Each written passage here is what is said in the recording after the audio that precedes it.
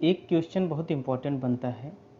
सांची स्तूप स्थापत्य के को ऊपर से नीचे क्रम में जो उसका हर्मिका, छत्रावली, सोपान, वेदिका, ये सभी का क्रम बताने के लिए बोलता है। तो सांची स्तूप के ऊपर से नीचे का जो क्रम है वो पहले ऊपर से छत्रावली बोलते हैं, फिर हर्मिका बोलते हैं, फिर अंड बोलते हैं और वेदिका बोला जाता है। इस हिसाब से वो रहता है। वर्तमान समय में ऊपर से छत्र तथा वेदिका को छोड़कर गुंबद की ऊंचाई 54 फीट है और गोल आधार व्यास लगभग 120 फुट है। गुंबद के चारों ओर लगभग 16 फीट ऊंचा चबूतरा है जो प्रतीक्षाणा पथ का काम करता है।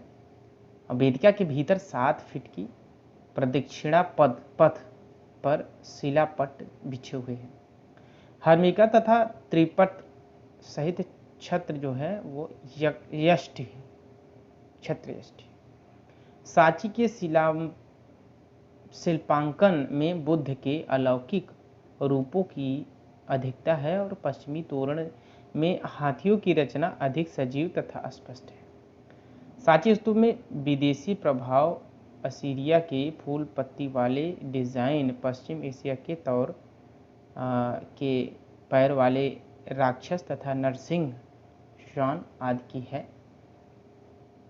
और यहीं अगर पूछा जाए सारनाथ स्तंभ के बारे में, सारनाथ स्थित लायन कैपिटल जो कि हमारे अशोक स्तंभ के ऊपर वो है और हमारे पैसे में, सिक्के में भी वो रहता है। तो किस माध्यम से निर्मित है ऐसा पूछे तो सारनाथ स्तंभ जिस पर 4 सिंह का शीर्ष बना है, जिसका माध्यम चमकदार पत्थर है। सारनाथ वाले स्तंभ के गोल अंड भाग पर 4 महा आजानीय पशु आकृतियां हैं और 4 छोटे धर्म चक्र हैं। इन पशुओं की अंकन परंपरा अति प्राचीन है। ये चारों रक्षक हैं। इन्हें बुद्ध के जन्म, कुल निष्क्रमण और इसका प्रतीक माना जाता है। ये 4 पशु का 4 दिशाओं के प्रतीक हैं, जो कि गज पूर्व दिशा का और वृषभ पश्चिम दिशा का, सिंह उत्तर दिशा का, घोड़ा दक्षिण दिशा का। एक बार फिर से देखें, गज जो है पूर्व दिशा का, माने हाथी पूर्व दिशा का, वृषभ पश्चिम दिशा का, सिंह जो है उत्तर दिशा का, घोड़ा दक्षिण दिशा का। इन चारों आकृतियों के बीच बीच में एक धर्म चक्र की आकृति भी है, जो चक्रवर्ती सम्राट के चक्र का भाव प्रकट करती है। आधार पर 4 सिंह पीठ से पीठ जोड़कर 4 दिशाओं में मुख किए हुए किए गए हैं। क्वेश्चन आता है कि नालंदा विश्वविद्यालय किस राज्य में स्थित है? तो आप अच्छी तरह जानते हैं कि बिहार में नालंदा विश्वविद्यालय स्थित है। प्राचीन काल के उत्तरार्ध में शिक्षा, ज्ञान व विज्ञान के क्षेत्र में नालंदा विश्वविद्यालय, जो कि बिहार में है, अभूतपूर्व ख्याति अर्जित कर चुका था। वेनसांग के अनुसार यहाँ पर बौद्ध धर्म की महायान शाखा का अध्ययन कराया जाता था और पाली भाषा की शिक्षा अनिवार्य रूप से छात्रों को दी जाती थी।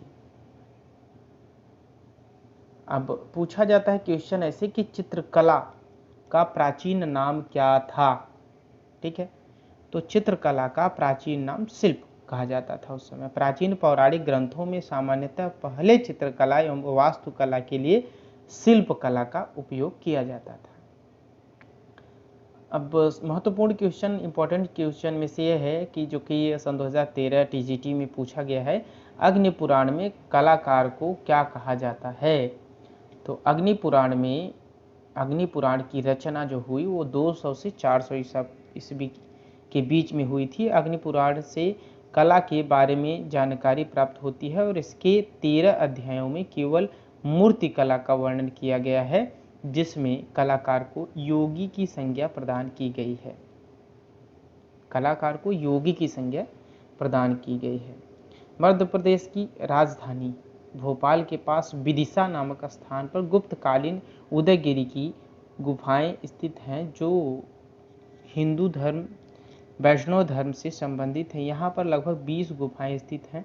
इस गुफा में वराहावतार नामक कृति की रचना हुई है। और इम्पोर्टेंट क्वेश्चन में से ये भी है कि बौद्ध धर्म के संस्थापक गौतम बुद्ध का जन्म 1563 ईस्वी में कपिल वस्तु के लुम्बिनी नामक स्थान पर हुआ था। इन्हें बोध वृक्ष के नीचे ज्ञान की प्राप्ति हुई थी और अपना पहला उपदेश सारनाथ में दिया था। और इम्पोर्टेंट क्वेश्चन में से ये क्वेश्चन आता है कि जैन धर्म का संस्थापक ऋषभदेव थे, लेकिन जैन धर्म का वास्तविक संस्थापक महावीर स्वामी को माना जाता है। जैन धर्म में कुल 24 तीर्थंकर एवं उनमें जिसमें महावीर स्वामी 24वें तीर्थंकर कहे जाते हैं, तीर्थंकर हैं। अब आता है कि गांधार कला किसके समय पनपी थी। तो कुषाण काल के कनिष्क के शासन काल में गांधार कला शैली का जन्म हुआ। गांधार कला शैली में काले स्लेटी रंग के पत्थर से बौद्ध धर्म से संबंधित मूर्तियों का निर्माण किया गया।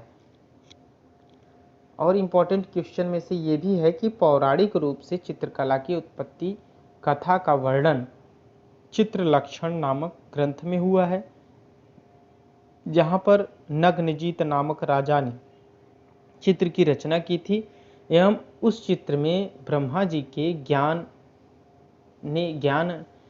डालकर चित्र में बने बालक को जिंदा कर दिया था। इसी कारण ब्रह्मा को प्रथम चित्रकार माना जाता है ना। आदि मानव द्वारा प्रारंभ की गई कला को आदिकाल की चित्रकला कहा जाता है, जिसका समय 3000 ईसा पूर्व से 50 ईस्वी तक माना जाता है। और क्वेश्चन जो इम्पोर्टेंट है, जो कि टीजीटी सन 2009 में पूछा गया है, कनिष्क मूर्ति किस काल में बनी थी। तो कुषाण काल में कनिष्क मूर्ति बनी थी।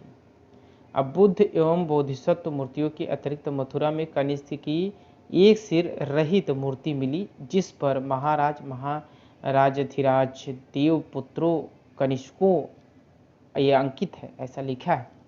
यह खड़ी मुद्रा में है और 5 फुट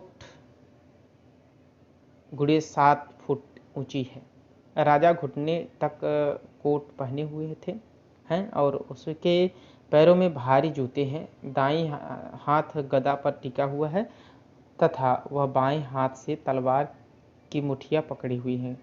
कला के दृष्टि से यह प्रथम उच्च कोटि की मूर्ति है, जिसमें मूर्तिकार को सम्राट की पाषाण मूर्ति बनाने में अद्भुत सफलता मिली है। आगे क्वेश्चन बनता है कि प्राचीन काल के शिक्षा केंद्रों में नालंदा विश्वविद्यालय का नाम सर्वाधिक उल्लेखनीय है। बिहार प्रांत की राजधानी पटना में दक्षिण में लगभग 40 मील की दूरी पर आधुनिक बड़गांव नामक ग्राम के समीप यह स्थित है। राजगृह से नालंदा की दूरी लगभग 8 मील है। नालंदा विश्वविद्यालय प्राचीन शिक्षा का एक महत्वपूर्ण केंद्र था, जिसकी ख्याति न केवल भारतीय अपितु विदेशों में भी हुई है। और क्वेश्चन यहाँ से आता है कि मगध साम्राज्य की महत्ता का वास्तविक संस्थापक राजा बिंबिसार था, जो कि 544 से 492 ईस्वी तक उसका शासन था। वह हर्यक कुल के से संबंधित था और हर्यक कुल के लोग जो थे नागवंश की एक उपशाखा थे। गौतम बुद्ध के निर्माण कहाँ प्राप्त हुए थे, ये क्वेश्चन सन 2000 टीजीटी सन 2009 में पूछा है, तो विधिवत देख लेते हैं। विभिन्न स्थानों का भ्रमण करते हुए तथा लोगों को अपने मत की दीक्षा देते हुए बुद्ध मल्लों की राजधानी पावापुरी में पहुंचते हैं और यहाँ चुंद नामक लोहार की आम्रवाटिका में ठहरे। उसने बुद्ध को भोजन दिया और उसने सुकर मद्दव खाने को दिया था। कुछ विद्वानों ने इसका अर्थ सुअर का मध्य अथवा मांस बताते हैं, किंतु यह तर्क संगत नहीं है, मतलब यह सही नहीं है। वस्तुतः यह कोई वनस्पति थी जो सुअर के मांस के पास उगती थी। ऐसे कुकुरमुत्ता आदि जैसे होता है, उससे रक्तस्राव होता चला गया। भयानक पीड़ा उत्पन्न हुई और वेदना को सहन करते हुए वे कुशीनारा पहुँचे। यहीं 483 ईस्वी में पूर्व में 80 वर्ष की आयु में इन्होंने शरीर त्याग दिया और बौद्ध ग्रंथों में इसे महापरिनिर्वाण कहा गया है। गांधार शैली में भारतीय विषयों को यूनानी ढंग से व्यक्त किया गया। इस पर रोमन कला भी प्रभाव स्पष्ट को यूनानी बौद्ध, ग्रीको बुद्धिस्ट, इंडोस्क्रीन अथवा ग्रीको रोमन, यूनानी और रोमीन कला भी कहा गया है। शैली की जो मूर्तियां हैं उसमें अफगानिस्तान तथा पाकिस्तान के अनेक प्राचीन ग्रंथों से प्राप्त हुए हैं। इसका प्रमुख केंद्र गांधार था और इसी कारण से यह गांधार कला शैली के लिए लोकप्रिय हुआ। भारत के प्राचीन साहित्य अत्यंत विशाल है। यह प्रधानतः संस्कृत भाषा में लिपिबद्ध किया गया है। भारत की प्राचीनतम लिपि ब्राह्मी है। परंपरा के अनुसार इसकी उत्पत्ति स्वयं ब्रह्मा से हुई है। वेदों की रचना भी संस्कृत भाषा में की गई है। तो दोस्तों ये वीडियो अच्छा लगा हो तो इस वीडियो को लाइक करें और दोस्तों तक शेयर करें। मेरे चैनल को अभी तक सब्सक्राइब नहीं किया तो प्लीज़ सब्सक्राइब करके बेल आइकन दबाएं। Thank you for watching my video.